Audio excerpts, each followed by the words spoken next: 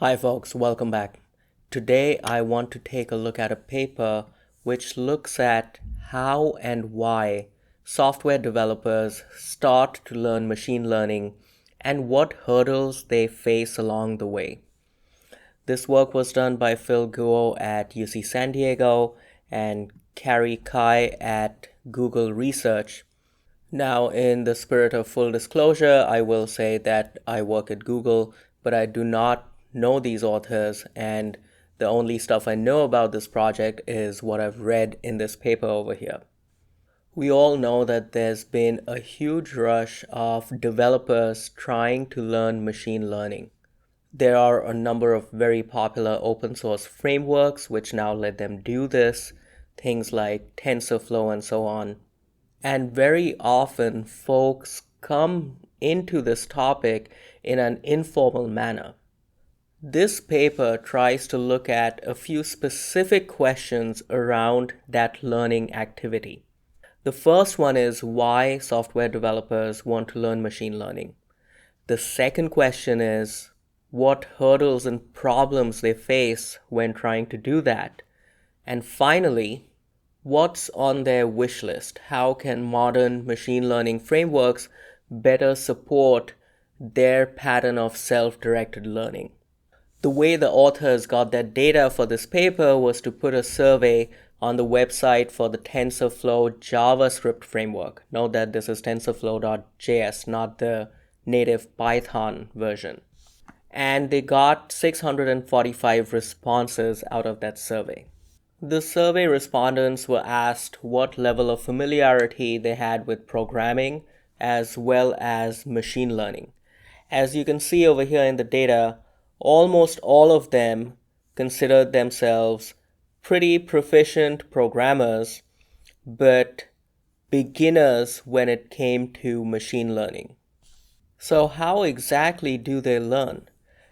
It comes as no surprise that the vast majority, about 90%, learn from online resources. The next question the survey respondents were asked was why they want to learn machine learning.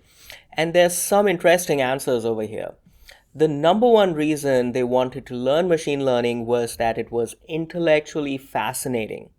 They reported being inspired by systems like AlphaGo, which beat the best human players at the game of Go. They were fascinated by this idea of machine learning being superhuman in some sense. There's also the somewhat fuzzy notion of machine learning being the future of tech and there being a lot of hype around machine learning. That definitely also is a big motivator. People were inspired by the potential for improving human lives, for example, with applications of machine learning to medicine. And obviously, a lot of programmers think that learning machine learning is going to be good for their careers.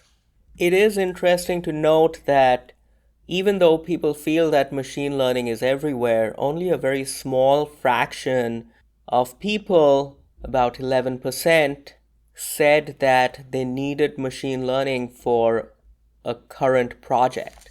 And this is an indicator that some of the drive behind this is more aspirational rather than driven by real concrete use cases. The next question is really interesting. The survey respondents were asked what problems they faced when they were trying to learn machine learning. And the biggest reason by a long shot, reported by about 42% of the respondents, was that they felt they did not have enough foundational mathematical knowledge, things like calculus, statistics, linear algebra, which is directly related to the second most reported problem, which was the lack of good resources that can bridge the abstract mathematical foundations down to concrete real-world practice. You'll notice that these two things are somewhat in tension with each other because some people want to learn the underlying mathematics and others just want to get down to the code. But the common underlying theme here is that folks without a machine learning background want to translate mathematical terms that they may not be familiar with into real practice. Another big issue reported by about 21% of the respondents was implementation issues. Things like, how even do you structure a neural network? How many units in each layer? How many layers? How do you tune all these parameters to make a model work? There's also the very real programming challenge of just massaging the data into a form that can be used for training. And finally, after you've gotten all your data, you've trained your model, very often you need to debug your model because it's not performing well. And it's not always obvious how you can debug a model that's not giving you the predictions you expect. Which brings us to the last question, which is, what is on their wish list for what machine learning frameworks should be doing? And the number one thing on this wish list is to have example models that demonstrate practical best practices for applying machine learning in the real world. Getting back at the issue of developers feeling like they don't have enough mathematical background, another big thing on the wish list was to demonstrate complex mathematical ideas with concrete examples. Another big request was to have some kind of a visualization of what's happening in a model.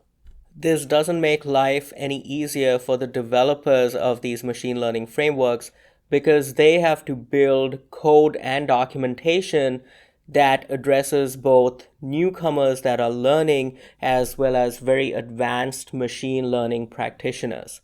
One recommendation that the authors make in this paper is that they should have separate sets of documentation tailored to these different audiences. And to me, this whole paper highlights one of the lesser known aspects of machine learning, which is that even though machine learning promises to eliminate a lot of human labor, the actual building of machine learning systems takes a lot of intelligence and a lot of work and a lot of just good old-fashioned software engineering. So that was a quick look at a paper that looks at why developers want to learn machine learning, how they go about it, and what problems they face. I hope you enjoyed that, and I will see you next time. Thank you very much.